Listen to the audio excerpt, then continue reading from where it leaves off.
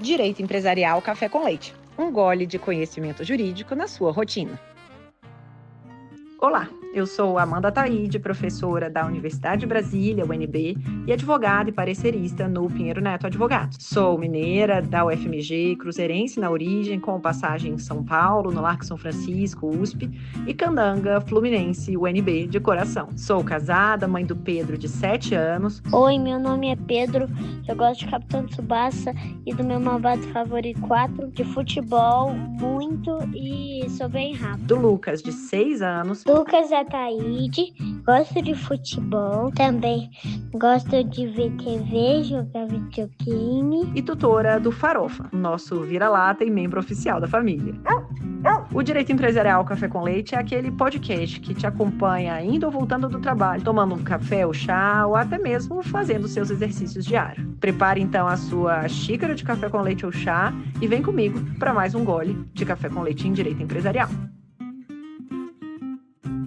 Nossa xícara de café com leite de Direito Empresarial de hoje vai tratar da obra Dos Bons Costumes no Direito Privado, de autoria de Tiago Cação Vinhas. Amanda, primeiramente, obrigado pelo convite. Eu fico muito feliz de poder participar desse seu podcast, que é um sucesso aí no nosso meio do direito empresarial. O Tiago é professor titular de Direito Privado e membro do Conselho Superior da Faculdade Municipal de Linhares, no Espírito Santo. É doutor, mestre, graduado em Direito pela Faculdade de Direito da USP, advogado no Espírito Santo, diretor de interiorização e ampliação regional do Instituto Brasileiro de Direito Contratual no Espírito Santo, associado fundador do Instituto dos Advogados Capixabas, é diretor secretário da Associação de Docentes Efetivos da FACEL e também diretor de comitês da Associação para o Desenvolvimento de Linhares. Então, Tiago, é uma alegria enorme você ter aceitado o convite para participar do nosso podcast e apresentar de um modo simples, curto e gostoso esse conceito dos bons costumes para o direito privado brasileiro. Então, Tiago, conta para a gente aqui um pouquinho por que você chegou a esse tema de bons costumes no direito privado e por que você resolveu escolher, né, esse tema para escrever. Então, a escolha do meu tema, dos bons costumes no direito privado, ela se originou da minha tese, né? O livro veio da minha tese sobre os bons costumes no direito comercial, que eu desenvolvi junto ao direito comercial da Universidade de São Paulo. Essa questão dos bons costumes sempre me pegou, porque eu escrevi muito sobre abuso de direito por conta da minha dissertação de mestrado, que foi sobre sham litigation, né, o abuso do direito de ação e petição com efeitos anticoncorrenciais. E aí uma coisa levou a outra, eu falei muito sobre abuso de direito. O abuso de direito, pelo artigo 187 do Código Civil, trata que o abuso de direito é o exercício do direito com violação à boa-fé, finalidade econômica e social de um direito e aos bons costumes. E eu passei muito por alto nisso no meu mestrado. Aí eu comecei a dar aula. E lá na Facel eu sou professor de direito privado, então eu dou aula de direito civil e direito empresarial. E o artigo 187 sempre aparece, porque é um artigo muito importante, né, lá do Código Civil. E na hora de definir boa-fé, é fácil. A gente está acostumado a definir boa-fé. Boa-fé foi um tema muito abordado ao longo das últimas décadas. Mas bons costumes é difícil de definir. E aí a gente chega durante a aula e fala de bons costumes, vê que a doutrina não chega a delimitar de uma forma realmente clara o que seriam os bons costumes. A maior parte das definições que a gente acha na doutrina é sempre muito ampla demais e variável demais, e isso não traz segurança jurídica. Então, ao lecionar sobre conceitos e temas que envolviam os bons costumes, que não só estão no artigo 187, mas em outros artigos do Código Civil, eu comecei a sentir uma necessidade de desenvolvimento temático disso. E foi isso que deu origem à minha tese e, consequentemente, ao meu livro. Então, você no livro resgata as origens dos bons costumes a partir do Mos Maiorum e do Boni Moris. Qual é a importância desse percurso histórico, então, para compreender o papel atual dos bons costumes no direito privado brasileiro?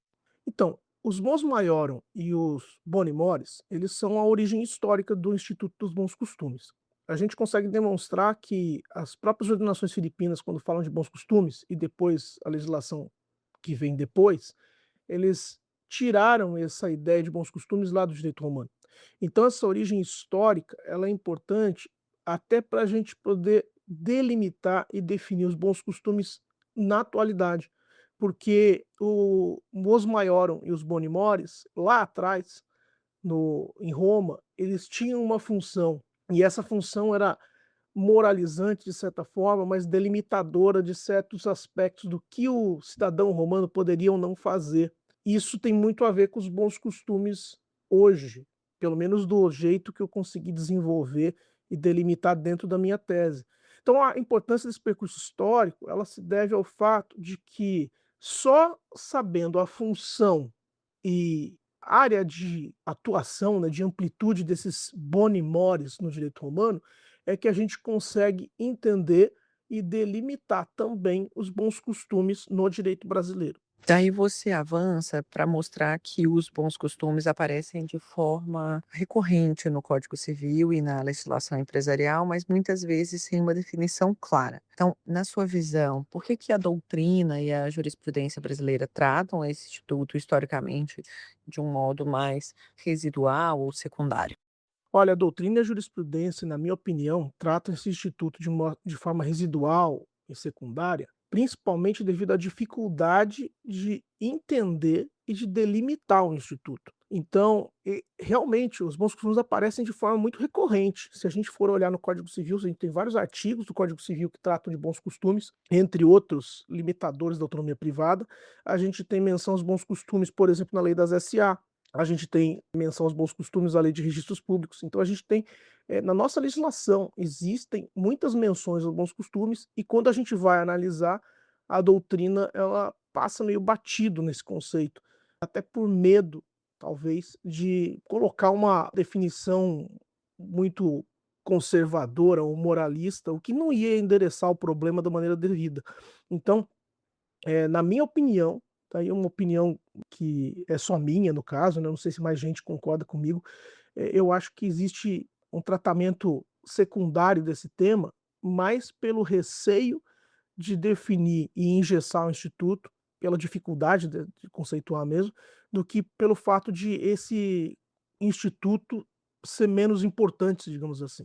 Então você acaba avançando na delimitação dos bons costumes em relação a institutos próximos, como boa-fé objetiva, ordem pública e função social. Então, conta pra gente qual que é o conceito que você apresenta de cada um desses conceitos e, na prática, como diferenciar essas cláusulas gerais sem esvaziar o conteúdo próprio de cada uma delas. Esse foi um dos grandes desafios da minha tese. É como separar boa-fé dos bons costumes, da função social do direito e assim por diante. Isso dá margem a uma discussão bastante grande na doutrina e na jurisprudência. Inicialmente, né, no passado, muitas vezes se confundia bons costumes e boa-fé e se tratava dos dois conceitos como se fossem até intercambiáveis.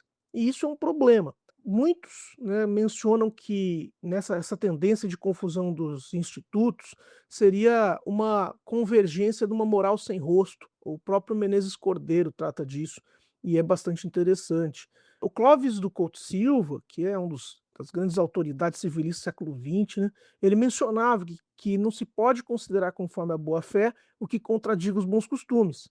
E ele entendia também que a distinção entre os conceitos seria gradativa. Só que é curioso que quando a gente vai olhar esse tratamento dos institutos na história do direito em si, né, o BQB alemão, ele primeiro tratou muito dos bons costumes e depois passou para a boa-fé. É curioso que hoje tem muita gente ainda que diz que os bons costumes eles dão limites para a autonomia privada em proteção à boa-fé. São conceitos, portanto, bastante diversos, mas também tem autores que tratam de forma conjunta. A Maria Helena Diniz, quando vai falar do abuso de direito, por exemplo, ela fala de atos ofensivos aos bons costumes ou contrários à boa-fé, e sem conceituar o que é um ou outro instituto, e isso seria também destinado a proteger a ordem pública. Então é muito comum na nossa doutrina haver essa confusão dos conceitos de boa-fé e bons costumes. De qualquer forma, a diferenciação que eu propus para os institutos é que a boa-fé objetiva ela vai prescrever condutas, ela tem uma ideia mais afirmativa e também tem uma premissa importante de vínculo de confiança entre as partes. Os bons costumes, por outro lado, eles não são prescritores de condutas, eles proíbem condutas e são negativos, no sentido de você não pode fazer algo em desacordo aos bons costumes, ao passo que a boa-fé é você tem que fazer algo de acordo com a boa-fé. E os bons costumes se aplicariam de forma mais indiscriminada. Então, essa seria a diferença entre boa-fé e bons costumes. Acho que, em resumo, na relação entre boa-fé e bons costumes, a gente pode dizer que a boa-fé se aplica a uma conduta esperada do sujeito pelo ordenamento jurídico na relação jurídica, né, entre duas ou mais pessoas.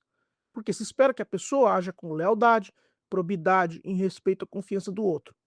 Já os bons costumes, eles são aferidos não na relação jurídica entre duas ou mais pessoas, mas sim na prática de um ato por parte de uma pessoa que fere certos valores que a coletividade entende como importantes.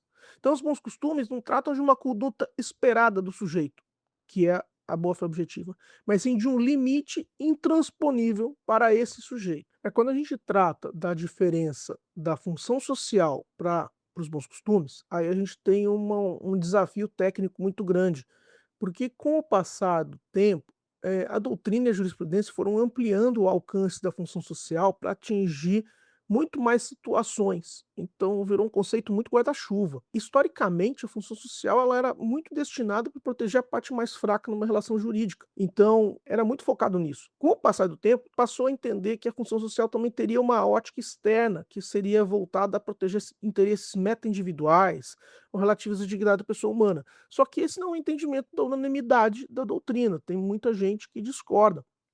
Então, embora o enunciado 23 da primeira jornada de direito civil trate dessa função social como eficácia externa, eu acabo não concordando porque existe uma sobreposição com a ideia de que os bons costumes são valores sociais, morais mais amplos e que visam controlar a atividade do indivíduo, né, ou pelo menos impedir que o indivíduo ultrapasse certos limites.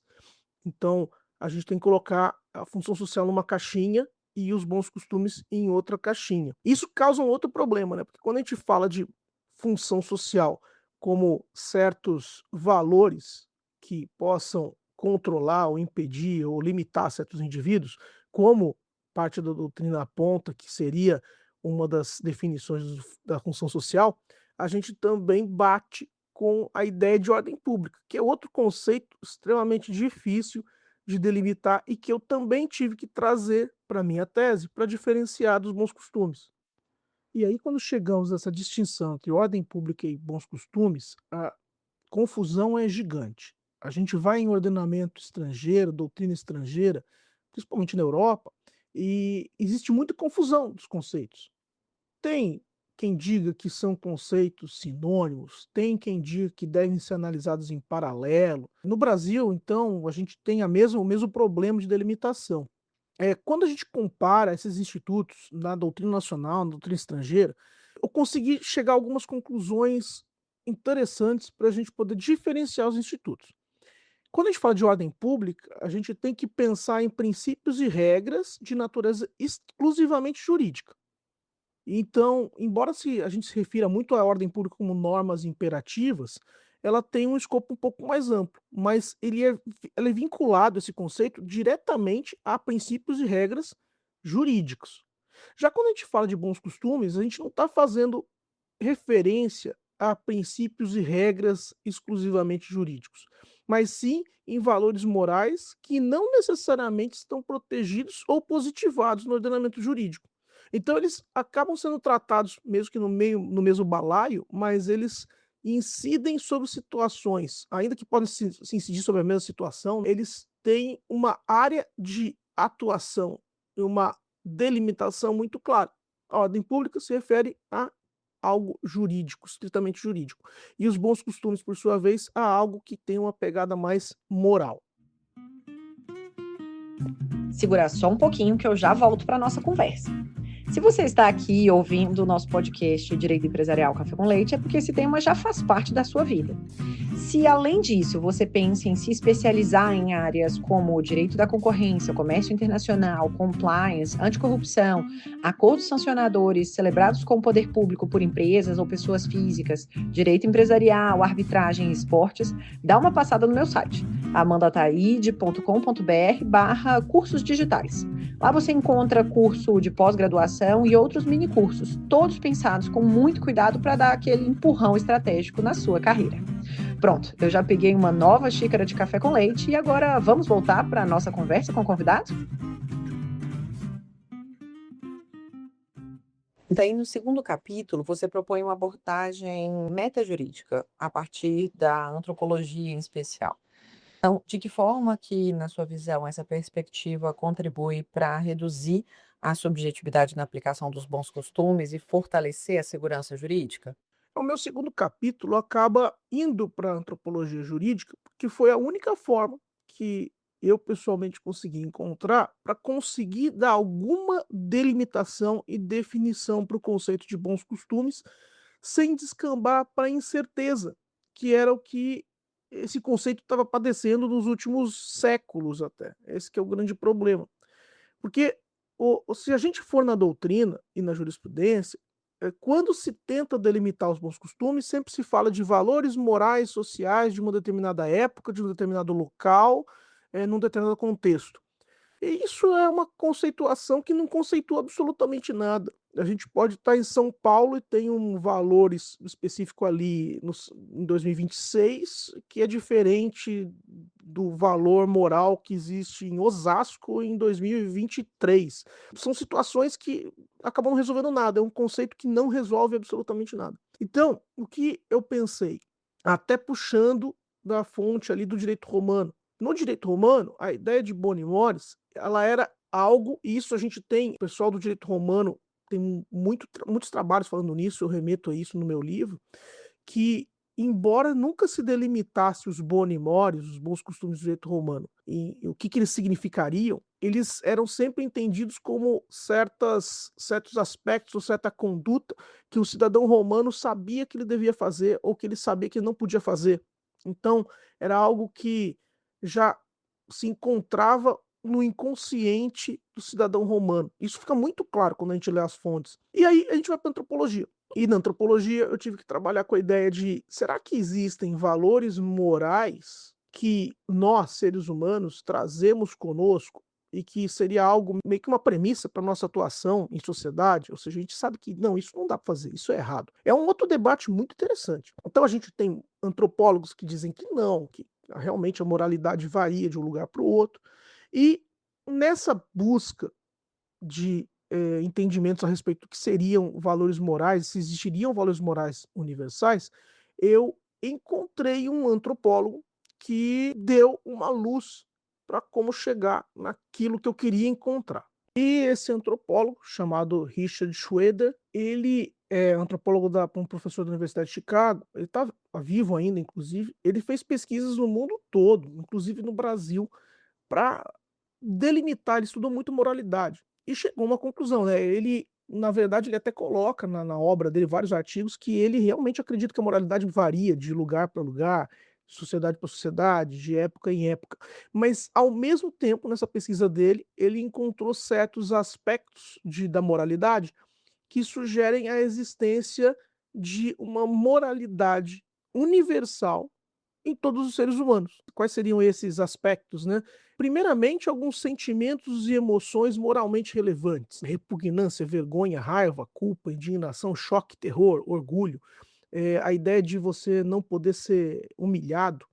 E isso faz parte de uma resposta racional, uma transgressão percebida e que pode ser um grande objetivo de um código moral, de preservar, aprimorar a dignidade das pessoas. Eu vinculei essa ideia à dignidade humana. Esse foi o primeiro ponto. O segundo ponto é a ideia de racionalidade. A conduta que um ser humano tem que tomar em sociedade, ela tem que ser racional e moralmente compreendida pela comunidade. Então, havendo uma ausência de racionalidade, essa ideia é repugnante para o meio social. O meio social não consegue entender aquela prática. A terceira característica, ou a terceira possibilidade de valor moral universal, a ideia de justiça e equidade. O ser humano ele tem em si uma ideia de que as práticas têm que ser justas, as práticas têm que ser equitativas. A gente descobre até algumas obras da antropologia muito interessantes com primatas, como chimpanzés, em que os próprios chimpanzés eles se revoltam quando eles acham que estão sendo tratados de forma injusta, né? Quando se ensina que para determinado serviço se recebe, vai, digamos, uma banana, e aí eles veem que os próprios chimpanzés veem: "Ah, mas se eu faço, eu ganho uma banana, o outro não está fazendo nada, está ganhando também, então não vou fazer". Então tem estudos que mostram os chimpanzés em greve, porque acharam que foi injusta a distribuição de alimento. Então essa ideia de justiça também é algo que está muito arraigado na espécie humana, o que pode remeter a uma ideia de valor universal. E por fim, o último valor moral universal, que o Richard Schroeder ele menciona, também está vinculado à obra do Claude Lévi-Strauss sobre incesto.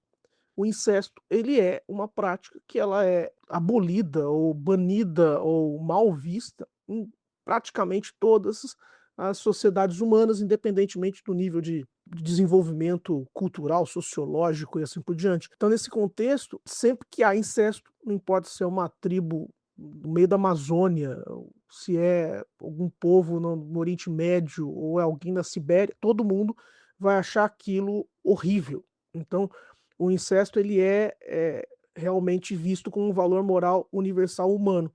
Alguns punem com morte, né, algumas sociedades punem com morte, mencionam, o Richard Schroeder fala que algumas sociedades vão tratar isso como uma forma, assim, não chega a ser um crime, mas é algo muito mal visto, a pessoa vai ser retirada do convívio. Então, esse seria um quarto valor moral universal. Então, concluindo, ao vincular os bons costumes a uma preservação da dignidade humana, a ideia de que a conduta humana tem que ser racional e compreendida pelas outras pessoas, a ideia de justiça e equidade e a vedação ao incesto, a gente consegue delimitar os bons costumes de uma forma que não foi feita antes. Justamente porque, para boa parte da doutrina, os bons costumes estavam vinculados a uma ideia de moral sexual, que perdeu o seu aspecto impositivo nas últimas décadas, ao longo do século XX. Então, esse conceito de bons costumes, calcado na ideia de valores morais universais, na forma que foi identificada por experiências, por exemplo, por pesquisa empírica realizada por antropólogo, a gente consegue dar um sentido para esse conceito, para esse instituto dos bons costumes, e mais segurança jurídica para todo mundo, porque o conceito passa a não ser mais poder ser utilizado de forma discricionária, indiscriminada e, enfim, podendo controlar e perseguir práticas que não vêm ao caso, que não têm a ver com valores morais universais. Daí você caminha para uma análise prática com exemplos concretos, né, como abuso de direito, propriedade industrial, modelo de negócio, registro de sociedades. Quais que são, então, na sua visão, os maiores riscos e os maiores benefícios da utilização dessa cláusula geral dos bons costumes pelo Poder Judiciário? Então, Amanda, essa pergunta sua é muito boa, porque, de fato, quando a gente analisa os precedentes, o judiciário ele utiliza muito pouco os bons costumes, não porque ele não tenha potencial de utilização, que eu acho que tem, mas justamente por essa insegurança conceitual. O que são os bons costumes, né? Então, daí o judiciário acaba usando mais como um argumento, retórico do que como fundamento para uma decisão na prática. Agora, eu encontrei uma utilização prática errônea para os bons costumes, não no judiciário, mas sim no INPI, no Instituto Nacional da Propriedade Industrial. Curiosamente, né, a gente pega a lei de propriedade industrial e ali tem que você não pode ter marcas, patentes, etc, né, sem contrários aos bons costumes. Tá lá na lei.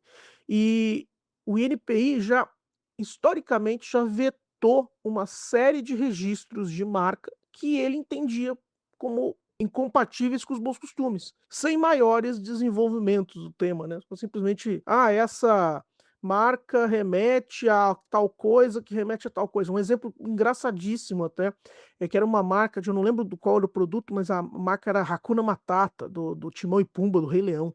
E aí o INPI vetou a utilização da marca, porque Hakuna Matata significa você viver despreocupadamente, isso remeteria à utilização de drogas como maconha. Não faz sentido nenhum, mas quem analisou a marca resolveu indeferir o registro por conta disso e utilizando como fundamento os bons costumes.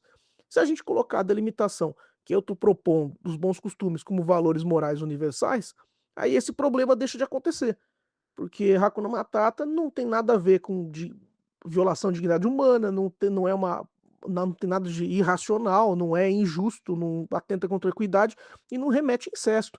Então pronto, pode ser registrado. Então a gente vê que nesse ponto é um benefício, a gente dá segurança jurídica para as pessoas. Então, até em resposta à sua pergunta, né, quais seriam os maiores riscos e benefícios de utilizar a cláusula geral dos bons costumes pelo judiciário? A necessidade de delimitação é justamente para coibir injustiças e coibir decisões, seja do INPI, seja do judiciário, enfim, que possam fazer uso dos bons costumes para proibir ou impedir ou perseguir certas práticas que não remetem a valores morais universais.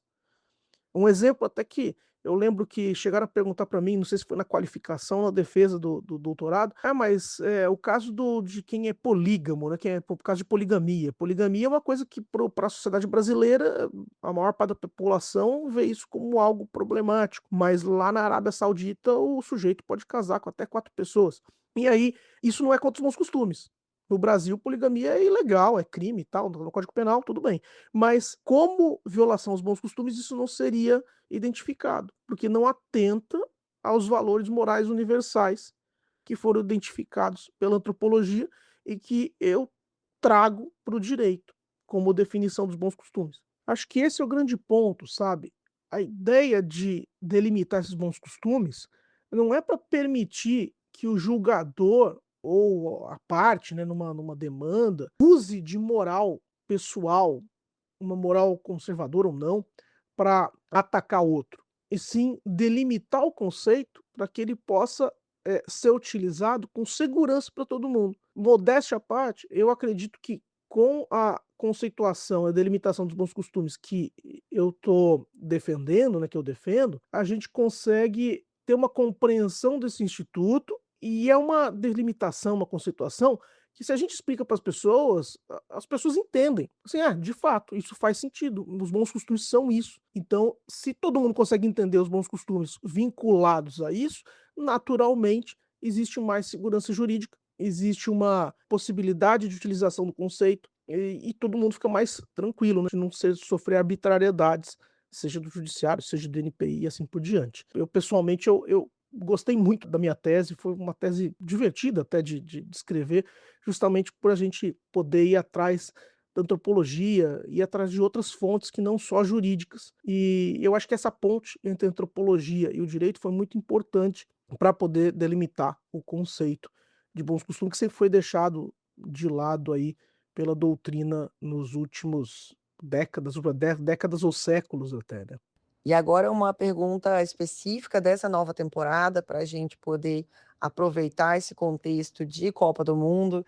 Conta para a gente, então, um esporte que você tem afinidade, e se você não tem afinidade, que você já teve afinidade na infância, ou algum esporte que você goste de acompanhar na TV. Conta um pouquinho aí dos seus gostos esportivos, para a gente te conhecer um pouquinho mais aqui na pessoa física também. Olha, Amanda, no que se refere a esporte, eu confesso que eu sou talvez um bom advogado, porque eu nunca me dei muito bem com esporte não. Eu em jogos olímpicos de escola, eu era o cara que jogava xadrez, pra você ter ideia. Mas assim, eu assisto Copa do Mundo.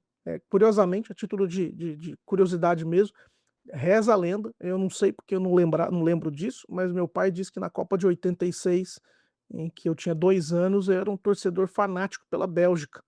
Agora, por que que eu torcia pela Bélgica e não pelo Brasil, a gente nunca vai descobrir. Mas é isso, eu não tenho muita vinculação com o esporte não, embora por questões médicas eu devesse ter. Eu queria aproveitar para agradecer pelo convite mais uma vez, foi muito legal poder falar sobre a minha tese e o meu livro, né, que está publicado pela editora TOT, porque é um tema que efetivamente eu gosto muito. Eu conseguiria falar por muito mais tempo, mas vamos poupar os nossos ouvintes, né? Obrigado e até a próxima. A nossa xícara de café com leite de direito empresarial de hoje chegou, então, ao fim. Agora eu quero saber de você. O episódio foi útil? Fez sentido para a sua vida profissional ou acadêmica? Você quer continuar essa conversa fora daqui? Se sim, acesse podcast.direitoempresarialcafécomleite.com.br e me siga nas redes. Instagram, @Direito Empresarial Café com Leite, no YouTube, @Professora Amanda Taide, no LinkedIn, Amanda Taide. Obrigada pela companhia e até o próximo episódio do Direito Empresarial Café com Leite. Tchau, tchau!